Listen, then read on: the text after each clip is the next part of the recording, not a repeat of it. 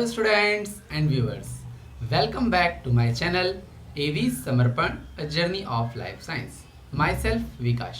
आज की इस वीडियो में हम न्यूट्रिशन इन एनिमल्स को समझेंगे जो क्लास 7 का सेकंड चैप्टर है. तो चलिए स्टार्ट करते हैं. एनिमल्स में न्यूट्रिशन हेट्रोट्रॉफिक होता है. जैसा कि हमने पिछले चैप्टर में पढ़ा था कि प्लांट्स में न्यूट्रिशन ऑटोट्रॉफिक होता है और फिर डिफरेंट मोड ऑफ न्यूट्रिशन हमने पढ़ा था.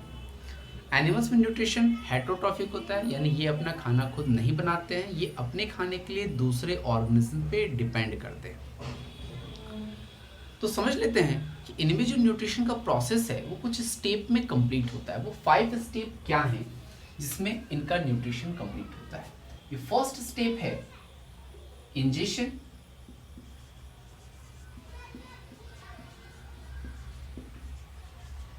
Second step digestion,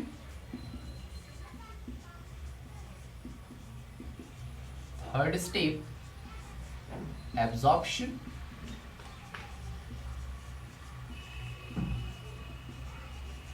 fourth step assimilation,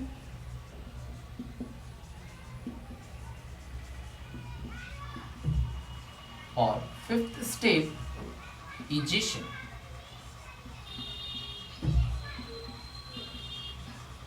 ये स्टेप्स होते हैं न्यूट्रिशन एनिमल्स के लिए. अब समझेंगे एक एक स्टेप को. इंजेशन प्रोसेस, जिसमें फूड की एंट्री बॉडी के अंदर होती है. The process in which food is engulf और food is taken inside the body. ये प्रोसेस अलग अलग ऑर्गेनिज्म में अलग अलग तरीके से होती है, जिसके बारे में अभी हम डिस्कस करेंगे. Digestion process is the process in which complex molecules of food is converted into simpler one that is absorbed by the body.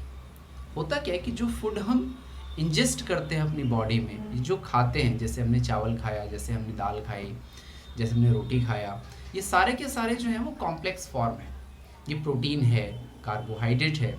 अब ये सब के सब हमारी बॉडी में क्या होते हैं, जा कर के डाइजेस्ट होते हैं, नहीं सिंपल फॉर्म में कन्वर्ट होते हैं. जैसे कार्बोहाइड्रेट है वो सिंपल फॉर्म ग्लूकोज में कन्वर्ट हो जाएगा, प्रोटीन है वो सिंपल फॉर्म अमीनो एसिड में कन्वर्ट कर जाएगा. इस तरीके से डाइजेशन कॉम्प्लेक्स फूड मॉलिक्यूल को सिंपल फूड मॉलिक्यूल्स में कन्वर्जन का स्टेप होता है. इसे भी आगे हम डिटेल में पढ़ेंगे. थर्ड स्टेप है एब्जॉर्प्शन. एब्जॉर्प्शन प्रोसेस क्या होता है? Absorption is the process in which digested food material is absorbed by the body. इस प्रोसेस में ह्यूमन डाइजेस्टिव सिस्टम या दूसरे एनिमल्स के डाइजेस्टिव सिस्टम में जो फूड डाइजेस्ट हो चुका रहता है उसे एब्जॉर्ब किया जाता है, सो दैट कि वो ब्लड के थ्रू होल बॉडी में मूव कर सके. अगर ब्लड नहीं प्रेजेंट है तो किसी और तरीके से मूव करेगा, जो हम लोग आगे डिस्कस करेंगे. नेक्स्ट है एसिमिलेशन. अब एसिमिलेशन प्रोसेस वो प्रोसेस है in which digested food is utilised for the production of energy.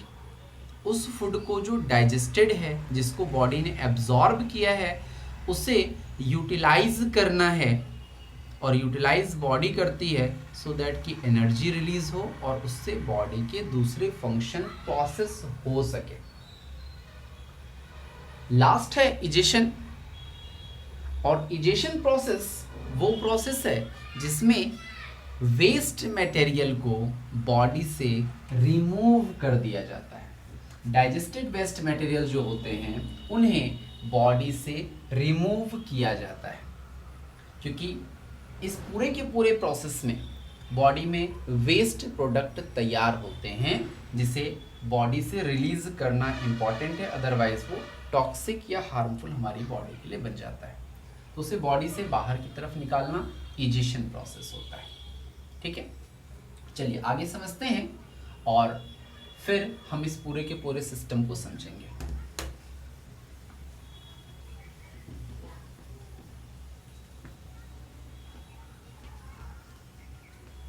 चलिए इंजेक्शन प्रोसेस को समझते हैं.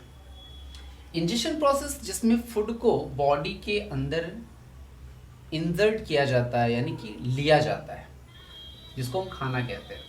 ठीक है, ये प्रोसेस अलग अलग ऑर्गेनिज्म में अलग अलग तरीके से होता है। जैसे अगर हम बात करें बटरफ्लाई की, अगर हम बात करें हनी बीज़ की, अगर हम बात करें मॉस्किटो की, तो ये सारे के सारे इनमें प्रेजेंट होते हैं फीडिंग ट्यूब, और ये उसकी हेल्प से शक करते हैं। जैसे बटरफ्लाई है, बीज है, ये नेक्टर को शक करती हैं फ्लावर से। मॉस्किटो ब्लड शक करते हैं ह्यूमन बॉडी से या कहीं और से। इस तरीके से दूसरे ऑर्गेनिज्म जो फूड को बॉडी में लेते हैं, तो अगर हम बात करें स्नैक की, तो फूड को स्वेलो करते हैं, निगल जाते हैं, वो डायरेक्ट अपने फूड को निगल जाते हैं।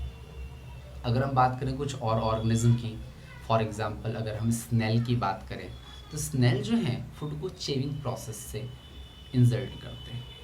इसके बाद अगर एंट की बात करें, तो एंट जो है स्क्रैपिंग प्रोसेस से फूड को अपनी बॉडी में लेते हैं।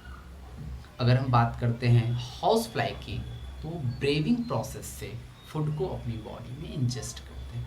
यानी कि ये डिफरेंट मोड होते हैं इंजेशन के लिए। और भी कई एग्जांपल्स हो सकते हैं, 2-4 आप कमेंट बॉक्स में ज़रूर लिखेंगे। ठीक है, आगे चलते हैं। ये होल प्रोसेस की अगर बात करें तो डाइजेशन, ह्यूमन बॉडी में अगर इंजेक्शन हो रहा है तो हम वेरी सिंपली जानते हैं कि हम फूड को जो है with the help of hand अपने माउथ में एंट्री देते हैं। होल अगर सिस्टम को देखें, इस न्यूट्रिशन सिस्टम को देखें, तो ह्यूमन बॉडी के डाइजेस्टिव सिस्टम पे आते हैं। Human digestive system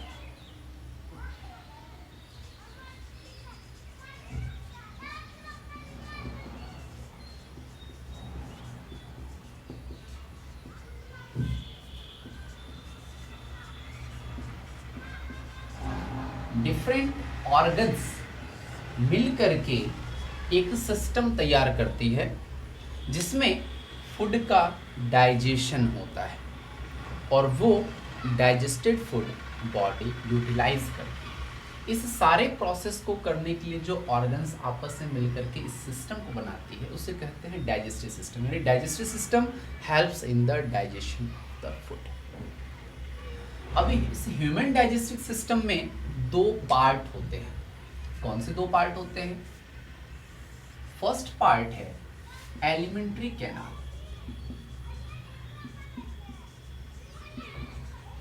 alimentary canal, और सेकेंड पार्ट है एसोसिएटेड ग्लैंड्स, या इसे हम डाइजेस्टिव ग्लैंड्स भी कहते हैं।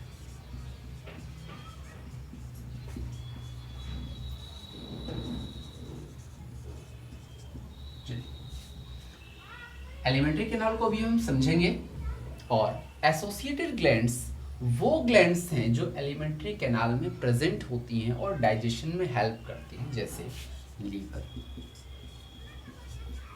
पैनक्रियाज,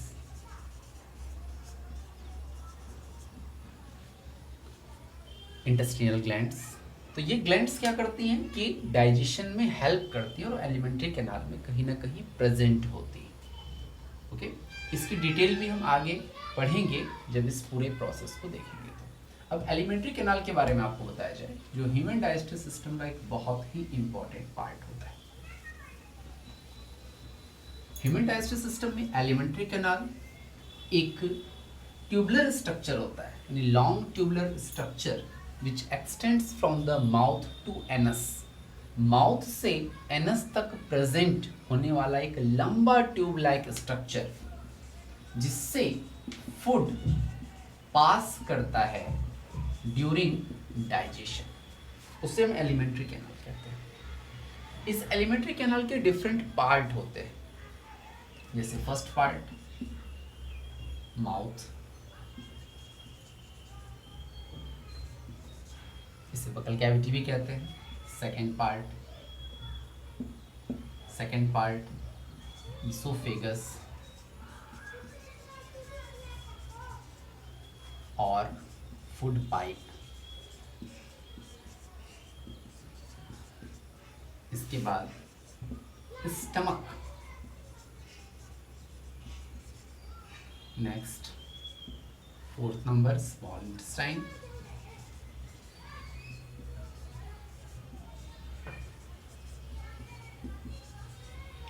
फिर है लार्ज इंटेस्टाइन।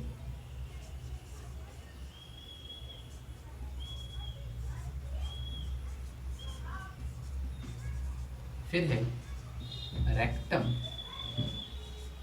और एनस।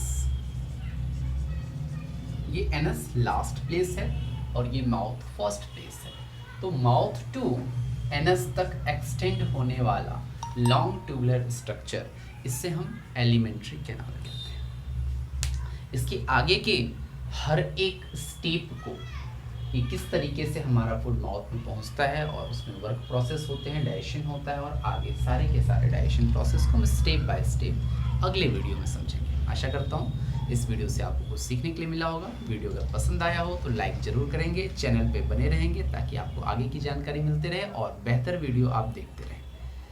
धन्यवाद।